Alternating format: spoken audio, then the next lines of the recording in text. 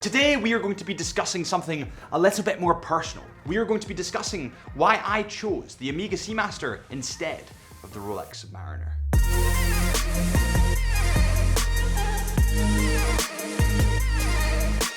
Welcome back to Time in the Wrist at Chisholm Hunter. My name is Harrison as always, and this is a little bit more personal. And it's personal because I actually own the OMEGA Seamaster, as you probably all know. I talk about it far too much. But when you are in the industry, when you are looking for a diving watch, the first watch that you see, of course, is the Rolex Submariner. And it's the first diving watch that I saw, and I did look at a Rolex Submariner. But I picked the OMEGA Seamaster, and there's a couple of different reasons as to why I did that. Let's begin with the style aspect on why I picked the OMEGA Seamaster. And by the way, before we start, this is just my personal preference. I'm not bashing Rolex, and later I won't be bashing OMEGA. This is just what I prefer personally. Let's begin with the dial on the Rolex Submariner. So the Rolex Submariner has quite a flat, sort of classic, clean looking dial, whereas the OMEGA Seamaster has a really beautiful wave motif running through that dial. Now personally, I just prefer that bit of depth on my dials. That's something a little bit different, that a little bit unique, and maybe a little bit more eye-catching. And that's why I went with OMEGA.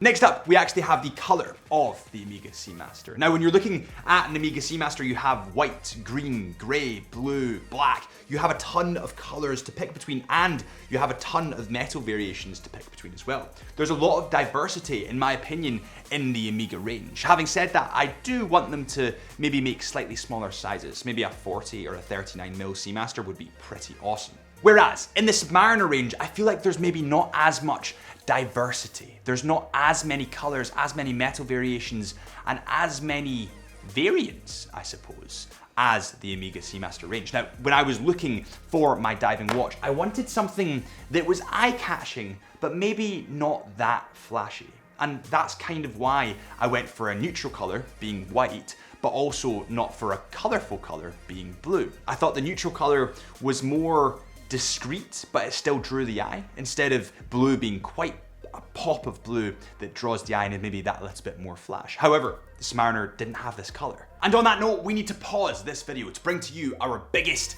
giveaway yet. This is the 20k giveaway. It is a Tissot PRX light green, which in my opinion is the most attractive Tissot PRX out. And all you need to do for your chance to win is firstly, hit that subscribe button. Secondly, comment with what is on your wrist today. And thirdly, head to our Chisholm Hunter Watches Instagram page and drop us a follow. Thank you guys so much for supporting this channel. It is truly heartwarming, and this is my gift to you.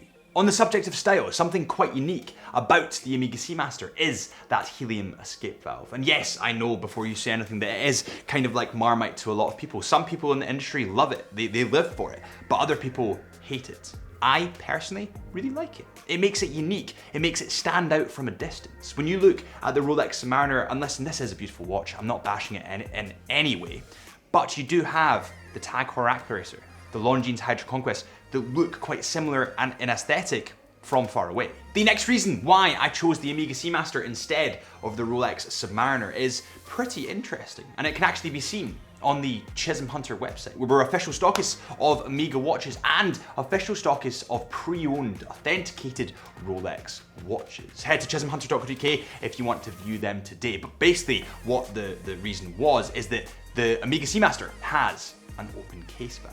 Now, when I buy a watch, especially when it's a high value watch, it's something worth a lot of money, I like to look into the mechanics of that watch. I like to see into the beating heart, the thing that got me into watchmaking in the first place, the movement of that watch. I want to see it. And it's a shame because I know that Rolexes have beautiful movements beating on the inside, but they just have closed case backs. It reminds me of my first watch. It was an Oris Artelaire skeleton watch. And the reason I wanted a skeleton watch is because I wanted to see every intricacy of that movement. It fascinated me. And that's why I like that open case back. The OMEGA Seamaster is also COSC and METAS certified, whereas the Rolex Submariner is only COSC certified. So technically speaking, the OMEGA has gone through more testing. It's a more durable movement than the Rolexes, arguably. Another reason why I picked that Seamaster is that it actually has a 6 o'clock date window. Now, for those of you that know me, you'll know that I started as a photographer and videographer. I'm pretty obsessed with symmetry, keeping things in line, drawing the eye to the middle of the image or the picture, or in this case, the face. But the thing is, the Submariner has a 3 o'clock date window with a Cyclops eye.